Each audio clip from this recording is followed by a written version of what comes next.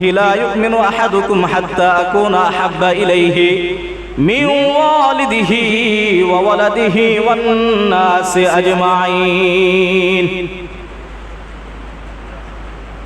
তোমরা ততক্ষণ পর্যন্ত প্রকৃত মুমিন হতে পারবা না তোমরা প্রকৃত পক্ষে ততক্ষণ পর্যন্ত মুমিন হতে পারবা না যতক্ষণ পর্যন্ত আমার মহব্বত তোমাদের অন্তরের ভিতরে বেশি না হবে। আল্লাহর পয়গম্বর কেন এই কথা বলল? আল্লাহর পয়গম্বর কেন বলল আমার যত মহব্বত আছে তোমার অন্তরের ভিতরে যত মহব্বত আছে সব কিছুর থেকে আমার মহব্বতটা তোমার অন্তরের ভিতরে বেশি হতে হবে? কেন বলল? এর দৃষ্টান্ত হলো আল্লাহর পয়গম্বর জনাবে বিশ্ব নবী মুহাম্মদুর রাসূলুল্লাহ সাল্লাল্লাহু আলাইহি ওয়াসাল্লাম আপনাকে আমাকে এত পরিমাণ মহব্বত করে এত পরিমাণ ভালোবাসে যা আপনার আমার মা বাবাও সেই পরিমাণ ভালোবাসতে পারে না। ছোট্ট একটি উদাহরণ হলো আল্লাহর পয়গম্বর এই দুনিয়া থেকে বিদায় নিয়ে চলে গেছে। আল্লাহর পয়গম্বর যতদিন পর্যন্ত এই দুনিয়াতে ছিল আল্লাহর পয়গম্বর উম্মতের ব্যথায় ব্যতীত হইয়া এই দুনিয়ার জগৎ তিনি কাটিয়েছে। শুধু তাই নয়, যখন আল্লাহর পয়গম্বর মৃত্যুবরণ করবে এই উম্মতের ব্যথায় ব্যতীত হইয়া আল্লাহর পয়গম্বর কেঁদেছে। শুধু তাই নয়, সেই কঠিন কিয়ামতের ময়দানে যখন কিয়ামতের ময়দানটা কায়েম হয়ে যাবে, সমস্ত মানুষ যখন কবর থেকে উঠতে থাকবে আর আল্লাহ পাক রব্বুল আলামিন যখন ফেরেশতাদেরকে বলবে, হে আমার ফেরেশতারা, এখন থেকে কিয়ামতের যত কার্যকলাপ আছে এই হাসরের ময়দানের যত কাজ আছে যত বিচার আছে সমস্ত বিচারগুলো কার্যক্রমগুলো শুরু করা হোক। প্রত্যেকটা মানুষ সেই সময় কান্নায় ভেঙে পড়বে, ভয়ে আতঙ্ক হয়ে যাবে, তারা টেনশনের মধ্যে পড়ে যাবে। হায়, না জানি এই বিচারের ময়দানে আমার কোন ফয়সালা হয়ে যায়, না জানি আমার আমল নামাটা ডান হাতে আসে না বাম হাতে আসে। এটা চিন্তা করে তারা ভয় পেয়ে ভয়ে দ্বিতর হয়ে থাকবে, ভয়ে কাতর হয়ে থাকবে। সেই সময় আল্লাহর পয়গম্বর বলে, ও আমার উম্মতেরা, তোমরা শুনে রাখো, শুনে রাখো, শুনে রাখো, এই দুনিয়ার জগতেও আমি আল্লাহর পয়গম্বর তোমাদেরকে মহব্বতের মধ্যে বিন্দু পরিমাণ কমতি করে নাই। সেই কঠিন কিয়ামতের ময়দানে প্রত্যেকটা নবী রাসূলগণ তারা তার উম্মতের জন্য সুপারিশ করবে না, উম্মতের জন্য সুপারিশ করবে না, আমি তোমাদের জন্য আল্লাহ তাআলার দরবারে সুপারিশ করব। আল্লাহ পাক রব্বুল আলামিন যখন কিয়ামতের ময়দানের কাজ শুরু করবে, আল্লাহর পয়গম্বর জনাবে বিশ্ব নবী মুহাম্মদুর রাসূলুল্লাহ সাল্লাল্লাহু আলাইহি ওয়াসাল্লাম চিন্তার কারণে তিনি আর দাঁড়িয়ে থাকতে পারবে না, তিনি আর নিজেকে স্থির রাখতে পারবে না।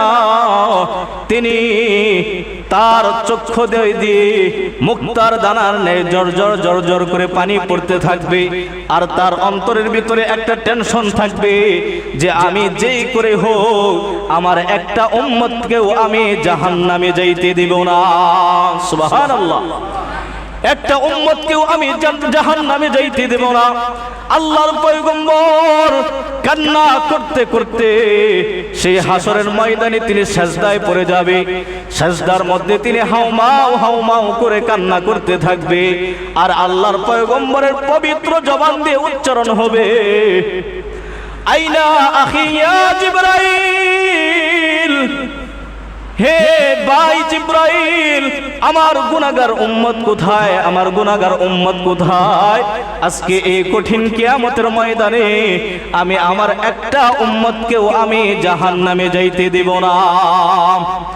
আল্লাহ পাক রব্বুল আলামিন জিবরাইল আলাইহিস সালাতু ওয়াস সালামকে ডাক দিয়ে বলবে, হে জিবরাইল, আজকের এই দিনে এই হাসরের ময়দানে প্রত্যেকটা মানুষ নিজ কর্মের জন্য, প্রত্যেকটা পয়গম্বর নিজ কর্মের জন্য ইয়া নাফসি বলতেছে। তারা ভয়ে কাতর হয়ে আছে, কিন্তু আমার পয়গম্বর আজকে কেন কান্না করতেছে? এই কান্না করতে করতে কেন সেজদায় পড়ে যায়? কেন সেজদায় পড়ে গেল? আল্লাহর পয়গম্বর সেই সময় বলবে, আমি আমার উম্মতের জন্য কান্না করি, আমি আমার উম্মতের জন্য কান্না করি। আল্লাহ পাক রব্বুল আলামিন বলবে, হে আমার পয়গম্বর, হে আমার বন্ধু, আপনি আপনার কপালটা উঁচু করেন, আপনার কি আবদার, এই আবদারটা আমার কাছে পেশ করেন।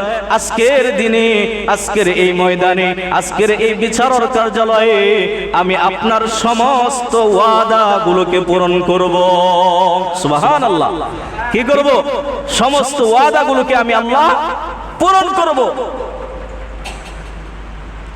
পৃথিবীতে যত নবী রাসূলগণ আগমন করেছিল, আল্লাহ তাআলা তাদেরকে একটা পাওয়ার দিয়েছিল। কি দিয়েছিল? পাওয়ার দিয়েছিল।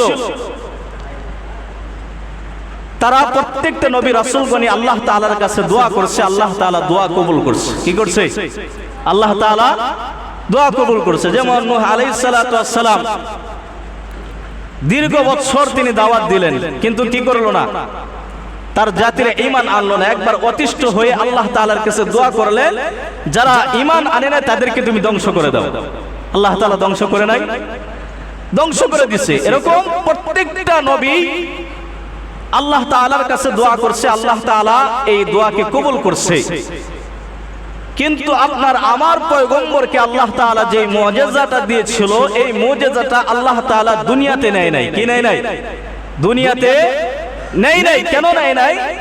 যে আল্লাহর পয়গম্বর বলে যে আল্লাহ তাআলার কাছে এই চাওয়াটা আমি সেই হাসরের ময়দানে নেব। এই চাওয়াটাই আল্লাহ তাআলার কাছে সেই কঠিন কিয়ামতের ময়দানে আল্লাহ তাআলার কাছে দরখাস্ত করবে, হে আমার পরওয়ারদিগার, দুনিয়াতে আমার একটা চাওয়া ছিল, কিন্তু এই চাওয়াটা আমি তোমার কাছে চাই নাই, আজকে তোমার কাছে আমি চাইতেছি, আমার যত গুনাহগার উম্মত আছে, একটা গুনাহগার উম্মতকেও তুমি জাহান্নামের মধ্যে নিক্ষেপ করতে পারবে না। আল্লাহ তাআলা সেদিন আল্লাহর পয়গম্বরকে বলবে, ইয়া রাসূলুল্লাহ, ঠিক আছে, আপনার উম্মতদেরকে আপনি জান্নাতের মধ্যে নিয়ে যান। সুবহানাল্লাহ। তাহলে বলেন, আপনার আমার আল্লাহর পয়গম্বরকে মহব্বত করা লাগবে কি লাগবে না?